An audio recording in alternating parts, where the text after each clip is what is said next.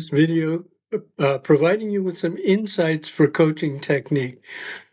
All right, now, you're a new coach, or you may be a veteran coach, but you're facing challenges coaching technique.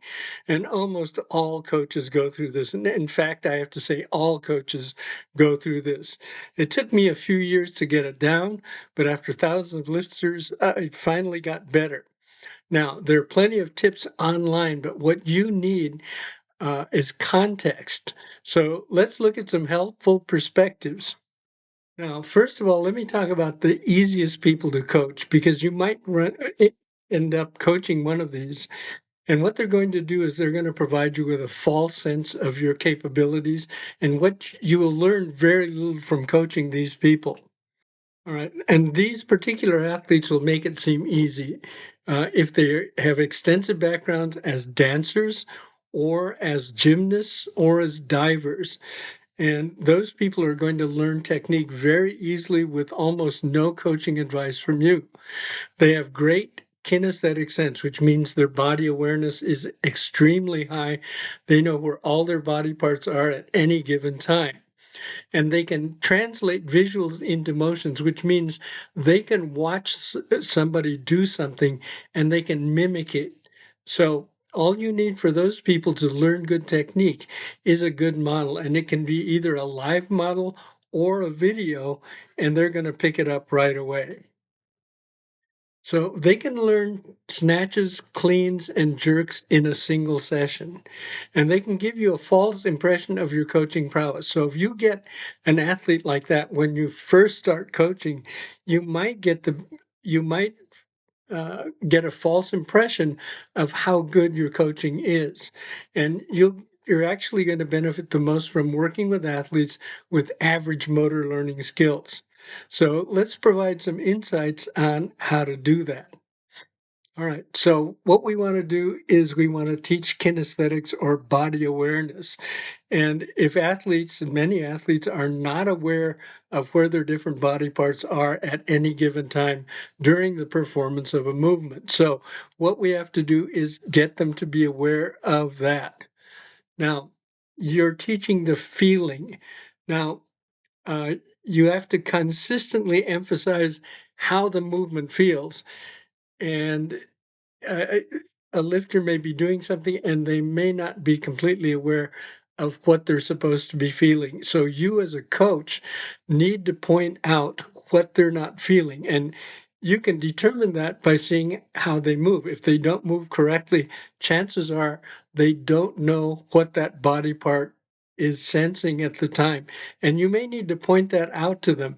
And in some cases, you may need to actually take the body part and show them how it feels. You may need to lift the elbows up to the side and the pull, or you may actually get them to do some footwork drills to get the feeling so that they can develop some sort of sensing of where their body parts are. Now, one thing that's important is you should emphasize moving the body, not the implement. If the body is moving correctly, the implement's going to be in the right place. If you tell them to think about moving the implement, they're not sensing what their body is doing. Now, are you, as a coach, were you a visual learner or a kinesthetic learner?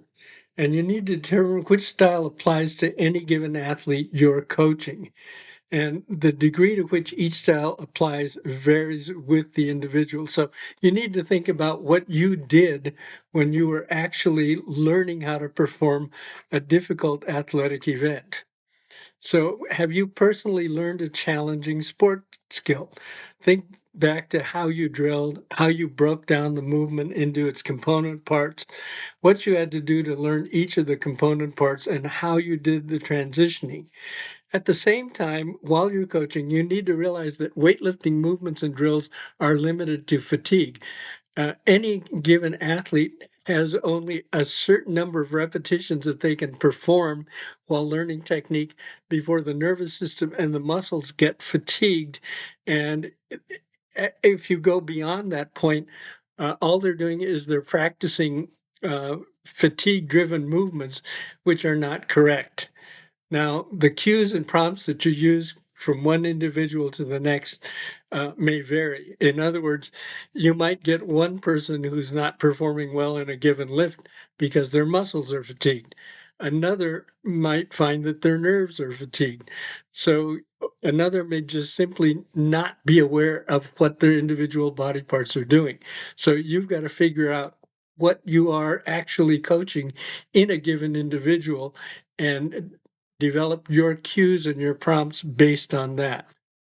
So what you need to do is break down the parts on actually elevating the weight. This is either in the pull and the snatch of the clean or driving the weight overhead in the jerk. Now, in the snatch pull, there are three components that you have to work on. One is the halting snatch deadlift to the knees. The second is the transition from knees to power position. And the third part is the second pull, which is from power snatch all the way up to the full triple extension and adding the arms in as well. Uh, it's very, very difficult unless you've got one of these super talented kinesthetic learners. It's very difficult to teach all of that at once. You need to break it down into parts. Same three components apply in the clean. Halting clean deadlift to the knees, where you go from floor to knees and then halt so that you feel what that position feels like. And then you need to teach the transition to the power position. And then you need to teach the second pull, which is from power position until you've added arms and trap pull. And then finally, you have to figure out how to transition all three of those so that they work smoothly. Okay. On the jerk drive, there is a proper get set position before you start the jerk drive. And I'll talk more about that in future videos. How you dip. A lot of people tend to dip forward because their get set position wasn't correct, and how deep they need to dip, and then finally how to drive. A lot of people don't fully extend in the drive and they go to the split first, or they tend to go into a squat prematurely. And you need to get everything out of the drive so that you're catching the weight as high as you possibly can. So, which exercises to use? And I'm going to go over which exercises to use. Uh, I'm not going to describe them now. That'll come in future videos. So these are remedial exercises that are going to help you to learn these various positions and movement segments, so to speak. For snatch exercises, uh, anytime I want somebody to go into a bottom position that they're not familiar with, an overhead squat position, I have them practice that so that they get familiar with it so that they become confident. So the first three exercises here are teaching the bottom position. So before you even try to teach the snatch, you need to get them comfortable by doing overhead squats, and then the squat snatch press, which is the snatch grip press behind the neck while you're in the squat. A lot of people mistakenly call it a SOTS press. SOTS press is done with a clean grip in front of the neck. And then finally, a snatch balance, where you're resting the bar on the shoulders while you're standing. You take a snatch grip and then you drop under while you extend the arms. So if you can teach these three things first, then teaching the snatch becomes a lot easier. You're going to use halting snatch deadlift to knees and then shift to power position off blocks. Now, when I say off, uh, it means the bar is sitting on blocks. And then the second pull off blocks. And eventually your goal is to take all of these and stitch them together until you master a classic snatch. On clean exercises, you've got one exercise to learn the bottom position. That's front squat. You need to get lifters comfortable in the front squat, especially on foot position. And then work on halting clean deadlift to knees, shift to power position off blocks, and second pull off blocks. On jerk exercises, you want to work on an overhead lunge with the same leg. So you're going to use the clean or jerk grip, whichever one you use on the jerk, put the bar over your head, and then practice lunging with the same leg moving forward each time so that you get used to that position where you're going to be catching the bar. And then behind the neck power jerks, this is going to teach you something that a lot of people have trouble with, which is bending the knees while you lock out the arms. And then recovery from front squat and get set. So you're going to do a front squat and you're going to come up and then you're going to get into the get set position for the drive. The dip for the drive, the jerk for the drive, and then a footwork drill teaching you how to move your feet correctly. So there's 6 exercises here that you have to work on before you can learn the jerk proper. So when are they taught? Meaning when in the workout, when in the developmental sequence are they taught? You have to concern yourself. You have these tools. I've given you the names of all of these tools that you can use. When you first start out, you're going to use the tools that teach the bottom position or catch position.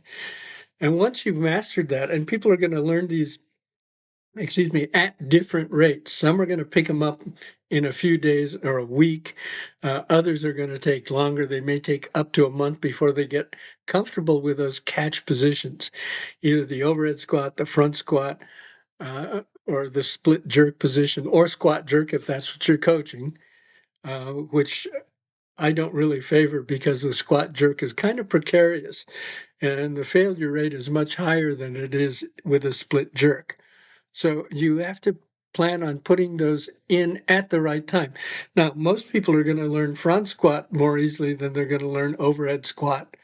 And some people are going to pick up the split jerk overhead position pretty well, but it may take them a little bit of time to do that. So all of those vary. So don't expect learning for the 3 lifts to happen at the same rate.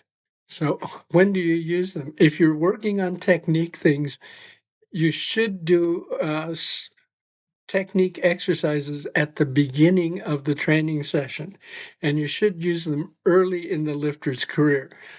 You're not going to be doing technical exercises once an athlete has mastered the lift, but you can use some of those positions like overhead squats, front squats, with light weights just as part of the warm up to refamiliarize the athlete's kinesthetics with those positions.